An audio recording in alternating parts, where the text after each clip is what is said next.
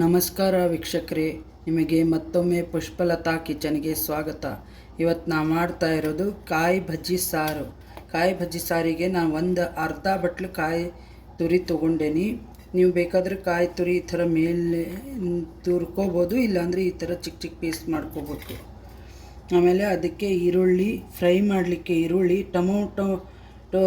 Tomato ಆಮೇಲೆ ಹುಣಸೆಹಣ್ಣು,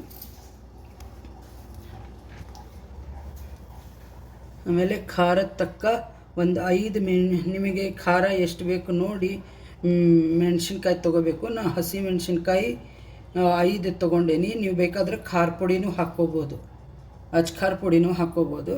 ನಾನು ಇಲ್ಲೇ ಒಂದು ಈರುಳ್ಳಿ ಮತ್ತು ಜೀರಿಗೆ ಧನಿಯಾ ಫ್ರೈ ಮಾಡ್ಕೊಳ್ಳಿಕ್ಕೆ ಒಂದು 2 ಸ್ಪೂನ್ ಎಣ್ಣೆ ಹಾಕ್ಕೊಂಡೇನಿ. ನಾನು ಜೀರಿಗೆ 1 ಸ್ಪೂನಷ್ಟು ಫ್ರೈ ಮಾಡಲಿಕ್ಕೆ ಹಾಕ್ತಾಯಿದ್ದೀನಿ.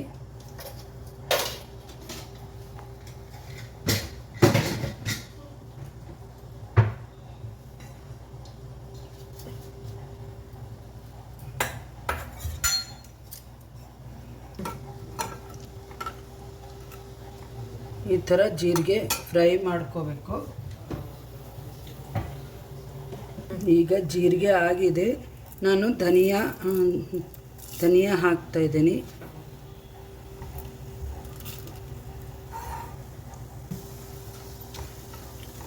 ನೋಡಿ, ಧನಿಯಾ ಮತ್ತು ಜೀರಿಗೆ ಮತ್ತು ಧನಿಯಾ ಕಾಳು ಆಗಿದೆ. ನೀವು ಬೇಕಾದರೆ ಧನಿಯಾ ಪೌಡ್ರು ಹಾಕ್ಕೋಬೋದು.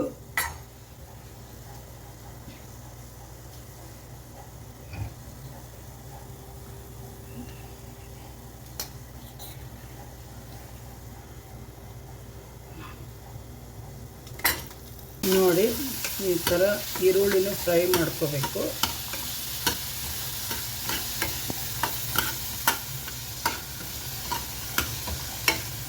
ನೋಡಿ, ಈ ಥರ ಮೆಣಸಿನ್ಕಾಯಿನ ಬೇಯಿಸ್ಕೋಬೇಕು.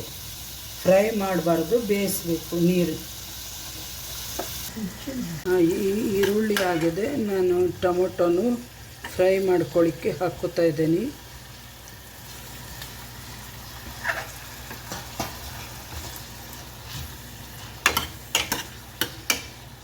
ಟೊಮೊಟೊನು ಒಂದು ಸ್ವಲ್ಪ ಸಾಫ್ಟ್ ಆದಮೇಲೆ ಆಫ್ ಮಾಡಿಬಿಡ್ಬೇಕು.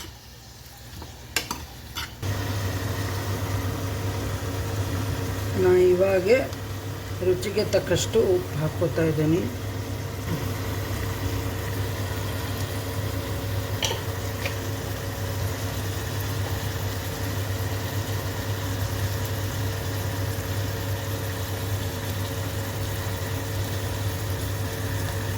ಒಂದು ಸ್ವಲ್ಪ ಅರಿಶಿನ ಹಾಕ್ಕೋತಾ ಇದ್ದೀನಿ.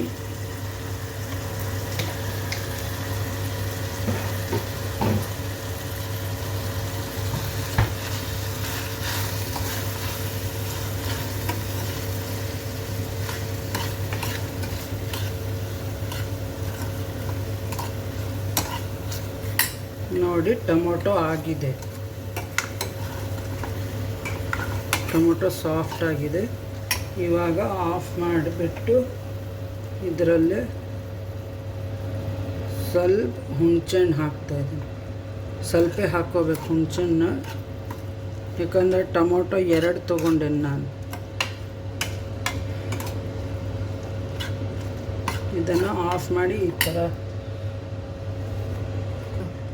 ಇದಕ್ಕೆ ಕಾಯಿ ತುರಿ,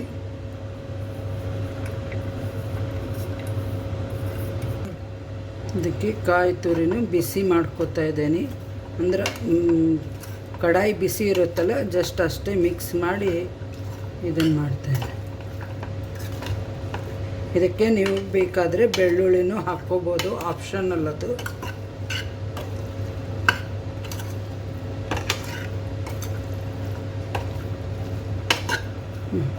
ಈ ಥರ ಚರ್ಮ ಸ್ವಲ್ಪ ಸಾಫ್ಟ್ ಆಗಬೇಕು. ನೋಡಿ, ಈ ಥರ ಆದರೆ ಸಾಕು. ಈ ಥರ ಕಿವುಚಿದ ತಕ್ಷಣವೇ ಬರಬೇಕಿದೆ ಮೆಣಸಿನ್ಕಾಯಿ. ಈ ಥರ ಸಾಫ್ಟ್ ಆಗಬೇಕು ನೋಡಿ.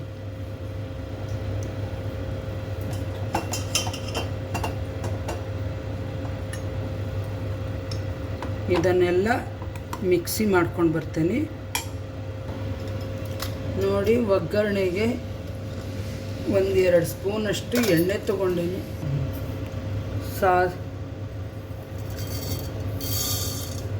ಸಾಸಿವೆ ಹಾಕ್ತಾಯಿದ್ದೀನಿ 1 ಸ್ಪೂನಷ್ಟು. ಇದಕ್ಕೆ ಮತ್ತೆ ಒಗ್ಗರಣೆಗೆ ಜೀರಿಗೆ ಹಾಕೋಬೇಡ್ರಿ, ಸಾಸಿವೆ ಅಷ್ಟೇ. ಸಾಸಿವೆ ಹಿಂಗು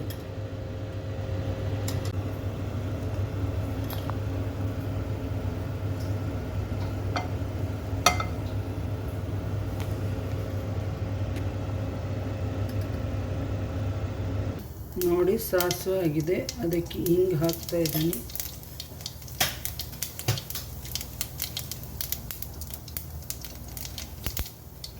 ಆಮೇಲೆ ಒಂದು ಒಣಮೆಣಸಿನ್ಕಾಯಿ, ಅದನ್ನು ಈ ಥರ ಪೀಸ್ ಮಾಡಿ ಒಗ್ಗರಣೆಗೆ ಹಾಕ್ಕೋಬೇಕು.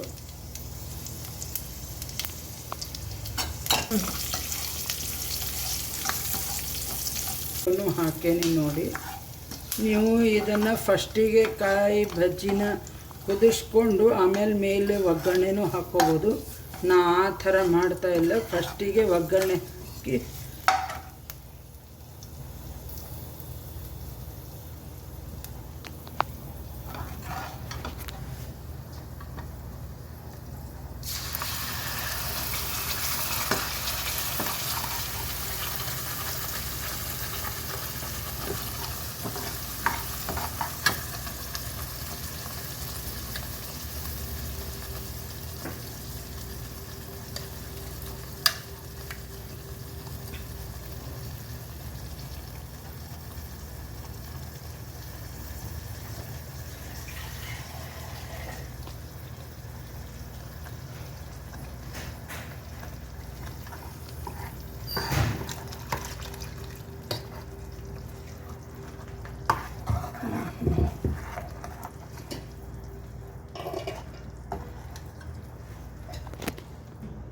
ನೋಡಿ, ಏನು ರುಬ್ಕೊಂಡು ಇಟ್ಕೊಂಡಿದ್ದೆಲ್ಲ ಅದನ್ನು ಒಗ್ಗರಣೆಲೆ ಹಾಕೇನಿ.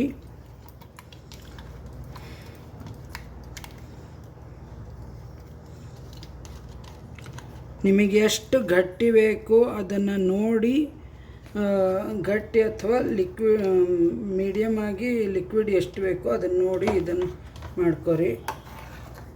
ನೀರು ಹಾಕೋ ಈ ಥರ ನೋಡಿ. ಮಧ್ಯಕ್ಕೆ ಒಂದೊಂದು ಕಾಯಿ ಪೀಸು ಇದೆ. ಚೆನ್ನಾಗಿ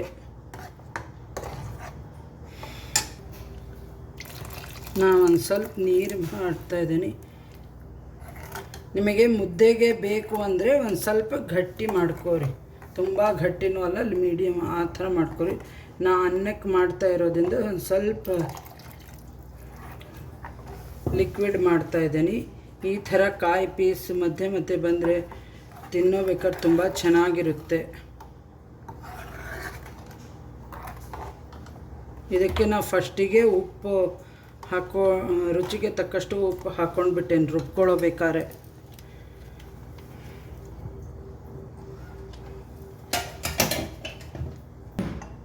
ಈ ಥರ ಏನು ನೀವು ಹುರ್ಕೋತಿರಲ್ಲ ಒಂದು ಕಡೆಯಲ್ಲೇ ಮಸಾಲೆನ, ಆ ಮಸಾಲೆಯಲ್ಲೇ ಹುರ್ಕೊಂಡಾಗ ಈ ಥರ ನೀವು ಸ್ವಲ್ಪ ಇದರದ್ದು ಲಿಕ್ವಿಡ್ ಹಾಕ್ಕೊಂಡು ನೀರು ಇದನ್ನು ಆ ಹುರಿದಿದ್ದು ಮಸಾಲೆ ಟೇಸ್ಟು ಇನ್ನೂ ಚೆನ್ನಾಗಿ ಬರುತ್ತೆ.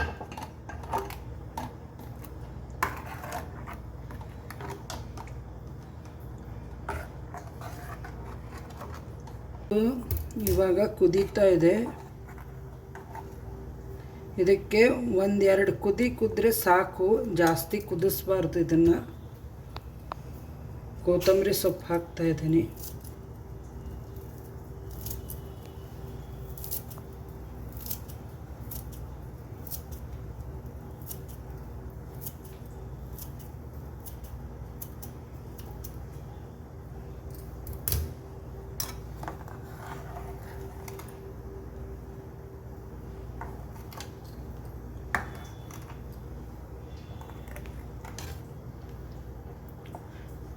ನೀವು ಆಪ್ಷನಲ್ಲ, ಇದು ಅರಿಶಿನ ಹಾಕ್ಕೊಳ್ಳೋದು. ನಾ ಅರಿಶಿನ ಹಾಕಿದ್ದೀನಿ. ಅರಿಶಿನ ಹಾಕ್ದೇ ನಾನು ಅಡುಗೆ ಮಾಡಲ್ಲ. ನೋಡಿ, ಈ ಥರ ಚೆನ್ನಾಗಿ ಕುದಿಬೇಕು. ಈ ಥರ ಮಾಡಿ ನೋಡಿ. ಇದು ಮುದ್ದೆಗೂ ಮತ್ತು ಅನ್ನಕ್ಕೂ ಕಾಂಬಿನೇಷನ್ ಚೆನ್ನಾಗಿದೆ. ಇದು ಕಾಯಿ ಬಜ್ಜಿ ಸಾರು. ಎಲ್ಲರೂ ಮಾಡಿ ನೋಡಿ, ಟೇಸ್ಟಿಯಾಗಿರುತ್ತೆ. ಸಬ್ಸ್ಕ್ರೈಬ್ ಮಾಡಿ, ಬೆಲ್ ಐಕಾನ್ ಕ್ಲಿಕ್ ಮಾಡಿ. ಮನೇಲಿ ಎಲ್ಲರೂ ಇಷ್ಟಪಡ್ತಾರೆ. Thank you.